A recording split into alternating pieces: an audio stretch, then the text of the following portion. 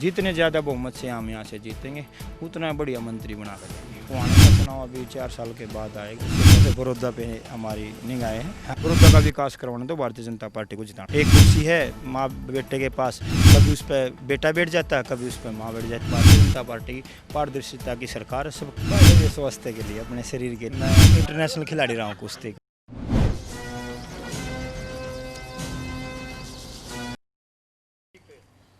स्वागत है आपका खबर तहलका पर और मैं विकास। और आज हम आपको एक ऐसी शख्सियत से मिलवा रहे हैं जो राजनीति में तो पसीना बहा ही रहे हैं, लेकिन अब वो खेल के मैदान में भी उससे ज़्यादा पसीना बहा रहे हैं। मैं बात कर रहा हूँ ब्रह्मचारी। हमारे साथ तीर्थ राणा मौजूद हैं जो कि गोहाना से चुनाव भी लड़ चुके हैं। सर, मैंने आपको खेल के मैदान में तो नहीं देखा था, लेकिन आज खेल के मैदान में भी देख लिया। राजनीति में तो आप पसीना बहा रहे थे, अब खेल में भी क्यों? भाई साहब, मैं इससे पहले खिलाड़ी था और मैं इंटरनेशनल खिलाड़ी रहा हूँ कुश्ती का। आपको पता नहीं था विकास भाई, तो आज आपने खेलता देखा तब पता लगा। तो पहले खिलाड़ी रहे हैं, तो कभी कभी जब टाइम मिलता है मेरे को थोड़ा बहुत, तो मैं पसीना निकालने ज़रूर आ जाता हूँ यहाँ पे। खेलना क्यों ज़रूरी लगा?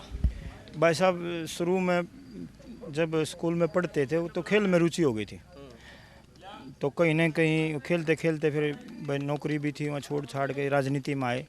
तो अब ये जब ये कोरोना का ये महामारी चली, तो इसमें ज़्यादातर ये बता जो मेहनत करता है, पसीने निकालता है, थोड़ा इससे दूर रहता है। एक तो कोरोना का भी था, इसके लिए भी मैं पसीना डेली निकालने।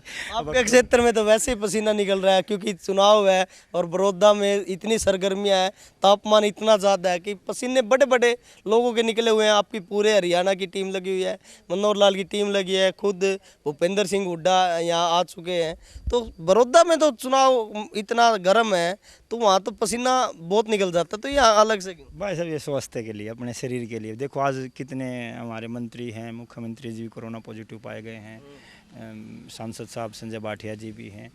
तो इसका एक ये बचाव है भाई, पसीना निकालो। और भाई साहब, राजनीतिक क्षेत्र में तो सभी पार्टियां लग रही हैं भाई। पक्ष में हमारी पार्टियां भी और विपक्ष कांग्रेस का भी लगातार दौरे रहेंगे। बड़ौदा का उपचुनाव है और निश्चित तौर पर बड़ौदा एक पूरे हरियाणा में जहाँ भी चर्चा चलती है राजनीति, तो बड़ौदा की चर्चा ही चलती है। अच्छा, एक कल आपने देखा भी था, विधानसभा स्तर था, वहाँ नेताओं की खींचतान बहुत थी और रजिस्ट्री घोटाले को कांग्रेस ने उठाया था और उसका तीखा जवाब सदन के नेता थे दुष्यंत चौटाला, उन्होंने बड़ी चुटकी ली थी। उस बयान पर क्या कहना चाहिए? भाई साहब देखो, रजिस्ट्रियों की बात करते हैं, ज़मीन के इतने बड़े बड़े घोटाले कांग्रेस राज में हुए हैं और ये जो रजिस्ट्री की बात करी थी, इसमें सॉफ्टवेयर चेंज हुआ है। और अगर कोई इस तरह को बात आई है रजिस्ट्री की, तो उसको निश्चित तौर पर सरकार दबाने का नहीं, उसको निकाल के काम करने वाली सरकार है।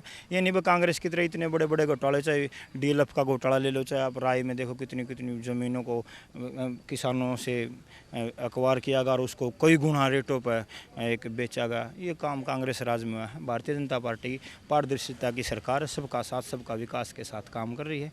और निश्चित तौर पर बड़ौदा का भी चुनाव हम जीतने जा रहे हैं और जनता ने मूड बना लिया। 4 साल एक बार भारतीय जनता पार्टी को देंगे, उसके बाद देखेंगे क्या बात। दुष्यंत के इस बयान से कितना सहमत हो?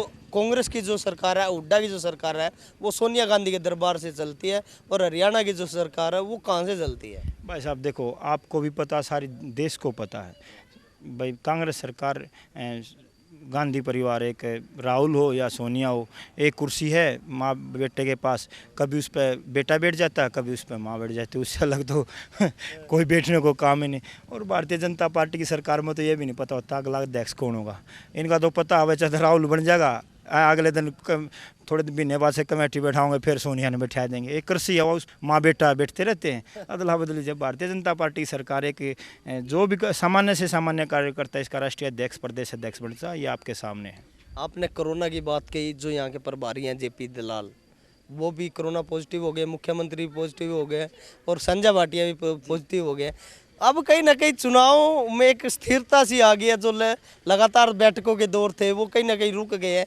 तो तो अब आपकी जिम्मेवारी कहीं ना कहीं क्षेत्र में बढ़ जाएगी। नहीं, बढ़ गई है भाई साहब, जब से ये संजय भाटिया जी और जेपी दलाल जी कोरोना पॉजिटिव पाए गए हैं और भूपेश्वर दयाल जी भी जो ज़्यादा यहाँ पे, तो उसके इस नाते हमारी जिम्मेवारियाँ बढ़ गई हैं और इसीलिए पसीना निकालना है, भी कोरोना पॉजिटिव ना हो और लगातार हम अपना काम करते रहें और जनता के बीच में रहें। मतलब यहाँ से एनर्जी लेके बड़ौदा में लगाई जाएगी। बिल्कुल बिल्कुल, ये बड़ौदा की धरती है भाई साहब, मदीना, और मेरे को पार्टी ने गांव की जिम्मेवारी भी दी है। वैसे तो पूरा बड़ौदा क्षेत्र की दी है, लेकिन स्पेशल मदीना गांव मेरे को दिया, इसलिए मैं खेलने भी आता हूँ, बच्चों से मिल जाता हूँ, आदमियों से मिलना जुलना हो जाता है और पसीना भी निकलता है। चलिए, राजनीति अखाड़े का आपसे मूड पूछते हैं। चुनाव दिनों दिन नज़दीक आ रहा है, धड़कनें भी तेज़ हो रही होंगी, तो धड़कनें क्या कहती हैं?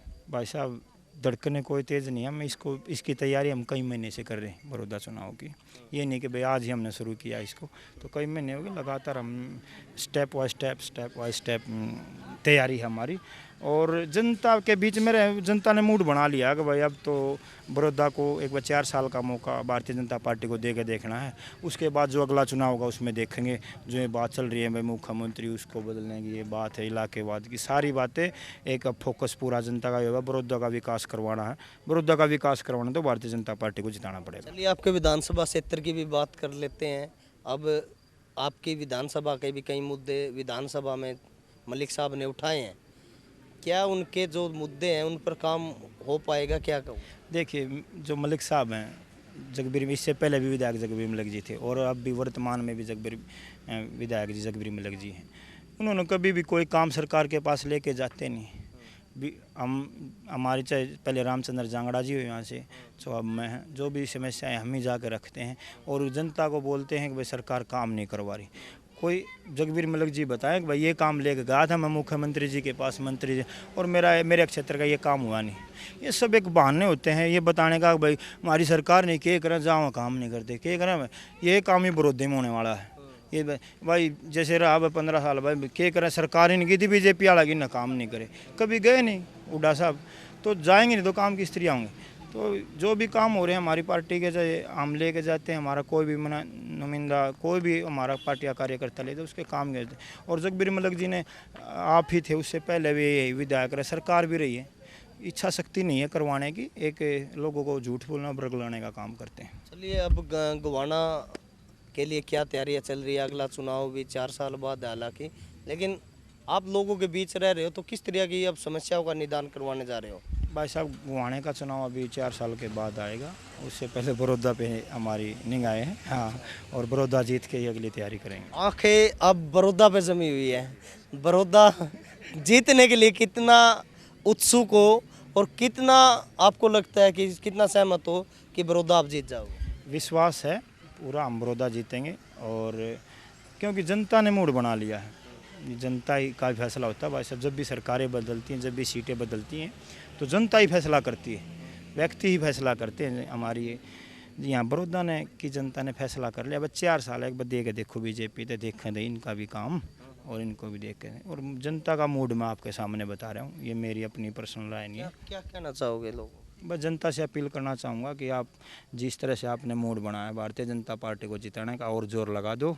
जितने ज़्यादा बहुमत से हम यहाँ से जीतेंगे उतना बढ़िया मंत्री बना कर देंगे। ये थे हमारे साथ तीर्थ राणा, जो कि पहलवान भी हैं और लंबे समय तक इनका जो करियर है पहलवानी से जुड़ा रहा, वो अच्छे नेशनल स्तर पर उन्होंने गेम में खेली हैं, रेसलिंग की है, इंटरनेशनल वो खिलाड़ी रहे हैं, और अब कहीं ना कहीं राजनीति के भी वो खिलाड़ी बन चुके हैं। गोहाना से बीजेपी के टिकट पर चुनाव लड़ चुके हैं और अगले चुनाव के लिए वो प्रयास कर रहे हैं ताकि लोगों के 4 साल काम कर सकें और एक बार फिर जनता के बीच विश्वास जीतने के लिए वो जा सकें। और अंत में एक ही बात, आवाज़ आपकी उठाएंगे हम, दम आपका दिखाएंगे हम, और मुद्दा आपका तहलका मचाएंगे हम। लगातार तेज खबरों के लिए देखते रहें खबर तहलका। हरियाणा से जुड़ी खबरों की तह तक जाने के लिए सब्सक्राइब करें खबर तहलका, बेल आइकन को प्रेस करें।